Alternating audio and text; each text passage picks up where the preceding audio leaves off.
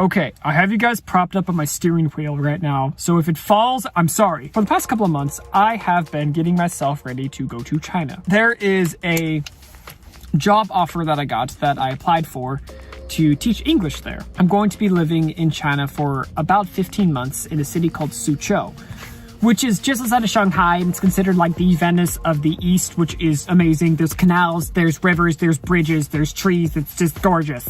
And it's also like a 15-minute ride away from Shanghai, which is fantastic. And I'm so excited for it. I've been working on getting my visa up for about 4 months now. I first started in October when I applied for the job on Indeed at like super late at night. The next day I got a call from Shanghai, which was crazy because they're just like, hey, I just want to talk to you about the thing of China and blah, blah, blah. I just want to get to know you. She asked like, so like, how many languages are you learning? I'm like, well, I'm learning 10.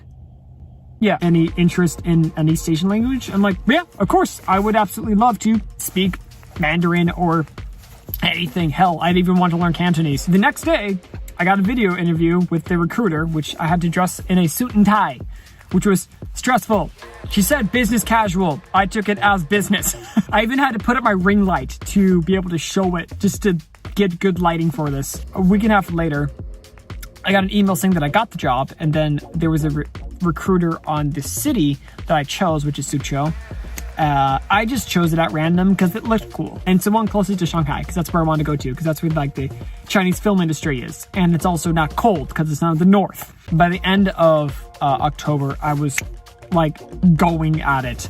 I had to do like 5 blood tests. I had to get this crazy ass medical form figured out. I had to go back and actually call my like school district from my high school to ask when was the first day that I started school as a freshman, which was, I don't remember. That was like literally a decade ago. I've had to send stuff off to like the consulate and the embassy. I've had to deal with 6 branches of the government. At one point at like 7:30 in the morning, I heard a knock on my door. Tony, the FBI called. The worst thing about this so far has been at one point, I had to get a teaching certificate. USPS had it in limbo. So it was floating around from like Seattle to Kent, all the way down to Portland, Oregon, overnight for some reason, instead of just going straight back to my house. I had to literally reschedule my package, which means I had to tell them, can you just deliver the damn thing back to my house, please? So that's where I am right now. I have 2 more packages that have to come back to me, which is my background check from the embassy, because I had to send it to the State Department to get it legalized, which is currently in the embassy, which is finally got accepted after being in limbo for 3 weeks by the USPS, screwing me over. And then there's also my teaching certificate, which is currently floating around the consulate to get legalized. Once all of this is done and everything is completed, and I have literally everything done, then I can actually show you guys China and the fun stuff there. But if you guys could also probably guess, China's been on the news recently. Like a lot. There is an outbreak of a new coronavirus that has been spreading around. There's now 10,000 cases in the area. Every single city now has it. Every single province has it. And since yesterday, the president of the United States has decided to put a travel ban on China. You can check the state.gov website to see that stuff, but there is a level 4 do not travel type of warning on there. So flights are basically banned to go to China, which affects me directly for the duration that this will continue. In the meantime, I'm going to be making videos on like the preparation for China, about how I'm learning Mandarin, because surprise, I'm going to a country where I can't read the street signs.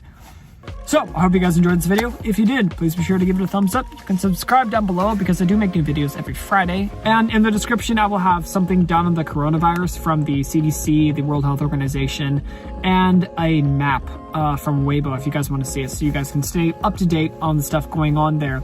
Because this is a developing story, and it is going to be a while before I'm going to go to China still. All right, cool.